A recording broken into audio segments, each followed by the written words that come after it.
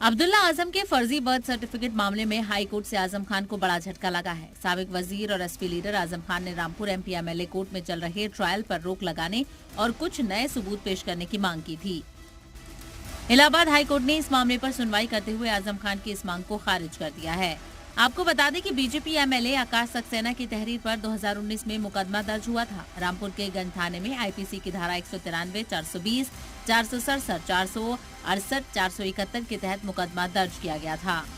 आजम खान हो या अब्दुल्ला आजम, इनके खिलाफ लगातार जांच चल रही है। इन्होंने ढेरों गुनाह किए हैं, हर तरह की हेराफेरी की है और उसी को लेकर फर्जी जन्म प्रमाण पत्र के मामले में भी जांच चल रही है। इन्हें पता है कि जांच अपने अंतिम मुकाम पर पहुंचते पहुंचते इनको सजा होना तय है, इसीलिए ये अदालतों में, बड़ी अदालतों में जाकर केस को रुकवाने का असफल प्रयास कर रहे हैं। दरअसल आजम खान के बेटे अब्दुल्ला आजम ने 2017 उत्तर प्रदेश असेंबली चुनाव में रामपुर जिले की स्वार सीट से जीत हासिल की थी। अब्दुल्ला आजम ने इस इंतखाब में बहुजन समाज पार्टी उम्मीदवार नवाब काजिम अली खान को हराया था। चुनाव नतीजों के बाद बीएसपी उम्मीदवार नवाब काजिम ने अब्दुल्ला के स्कूल और बर्थ सर्टिफिकेट में 2 अलग-अलग डेट ऑफ बर्थ को लेकर इलाहाबाद हाई कोर्ट में एक अर्जी दायर करके उनकी रुकनियत रद्द करने की मांग की थी।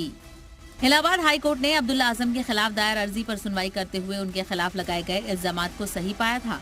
हाई कोर्ट ने इसके बाद इस मामले में अपना फैसला सुनाते हुए अब्दुल्ला की रुकनियत को रद्द करने का हुक्म दिया था। अब्दुल्ला ने हाईकोर्ट के इसी हुक्म को सुप्रीम कोर्ट में चुनौती दी थी। हालांकि उन्हें इस मामले में सुप्रीम कोर्ट से भी कोई राहत नहीं मिली थी। ब्यूरो रिपोर्ट, जी मीडिया।